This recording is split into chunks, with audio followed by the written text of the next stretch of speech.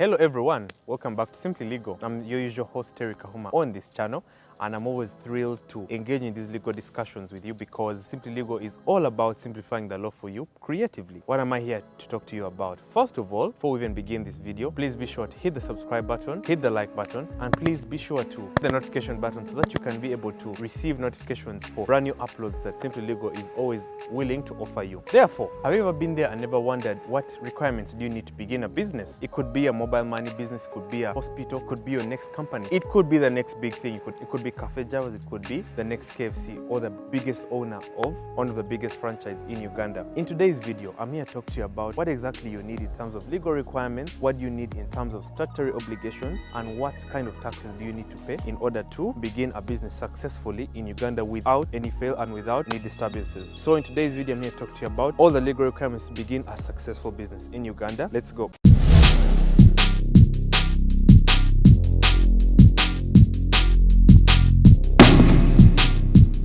So, welcome back to Simply Legal. I'm your usual host Terry Kahuma on this channel. And guys, first of all, thank you so much for loving Simply Legal. It's growing into one of the biggest YouTube channels in Uganda and also one of the most educative channels still in this country. So, before I begin this video, this is not a video on how to register a company in Uganda or a business. I'm just giving you the different obligations that you need which are legal for you to have a proper business in Uganda. So for those who want the video on how to register a company in Uganda, I'm going to leave the link in the description for you to also go to that video and you get the best of both worlds. So let's jump straight to the point. Be very brief. Number one, you need to register your company name. Many of us are operating with different companies. Many of us are making a lot of money and we want to just keep it under the bed. What is the very first step? Imagine you have a company called Signum Mobile Money Services or Tree Planting Services, which is Signum, whatever it is. Then if you want it to be legitimized or you want it to be a real legit company, something which is recognized legally by the law, then you're going to have to register a business name. And this is done at URSB. So if you can register this business name both online and also physically, then that's better for you. Secondly, any business has what is called a share capital. So whatever capital you are beginning with in your business, then it's very essential that you declare this kind of capital. The capital that you begin with, it could be 5 million for Signum Tree Planting Services, could be 10 million, could be 20 million. So all of us who are beginning a business and want it to be registered, one of the biggest legal requirements is that you should have to be able to pay stamp duty.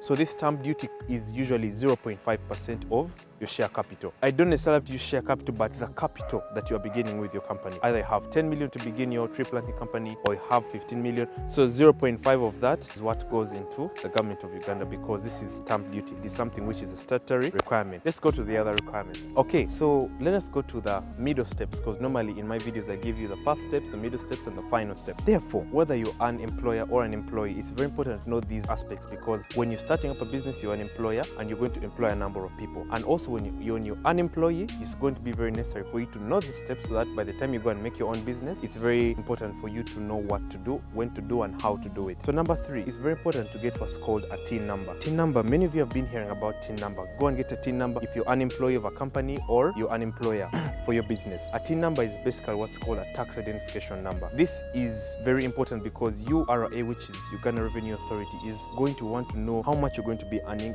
from this company.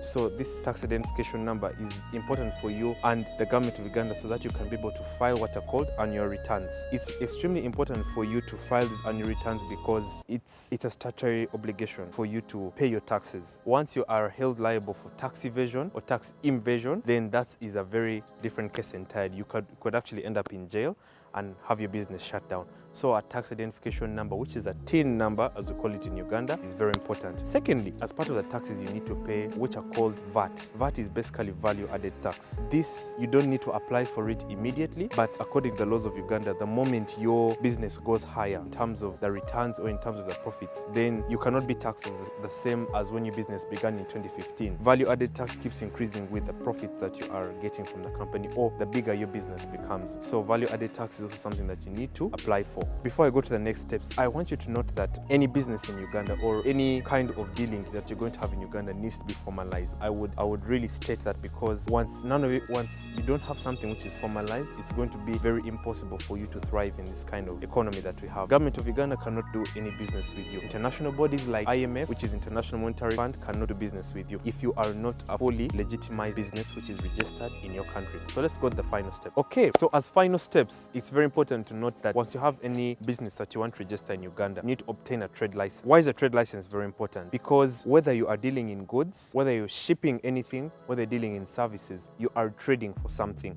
So your business definitely requires a trade license. And this is possibly or mainly done at KCCA, which is Kampala City Council Authority of Uganda. The reason why you need a trading license is because the moment let's assume you begin Signum business, like I already told you, Signum tree planting, and now your trees have grown to a certain height or a certain age of 10 years. You're now cutting down your trees and you're now selling wood or timber. Once you do not have a trading license and officials from KCCA or URA come to inspect your business and they find that you do not have a trading license, then they're going to shut down your business. They're going to tell you that you do not have the right to trade illegally, because any business that is not done legitimately is illegal, meaning it is not proper. You need a trading license. Last but not least, you need NSSF. Guys, I don't know how many of you are NSSF people. I don't know how many of you are pensioners, but it's very important for you to register your employees, and also you as an employer, you need to be registered via NSSF, which is National Social Security Fund of Uganda. Why is this very important? Because when you are fully registered under NSSF, you are going to be able to get a retirement scheme or retirement benefits. Whenever you receive your salary, then NSSF is going to take about 10% of your salary, which is going to help you in your retirement age.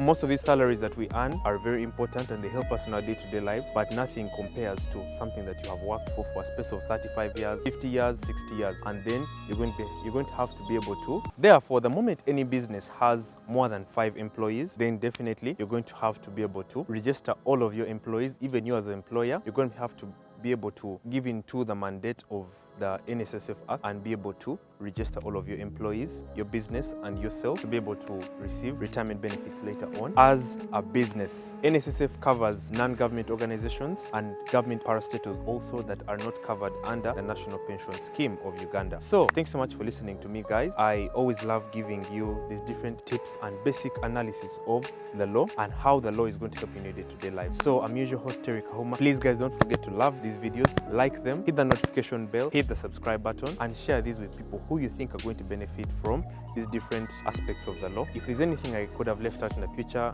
in this particular video, please let me know. If there's anything I could have left out, my fellow counsel, please let me know. Leave it in the comment section. If there's something you'd like me to do in a future video, please let me know. If there are any burning issues, follow me on my social media handles, Kahuma on Twitter, Facebook, Instagram, WhatsApp, and also TikTok and Snap. I remain yours truly, Kahuma, and I'll see you next time. Counsel out.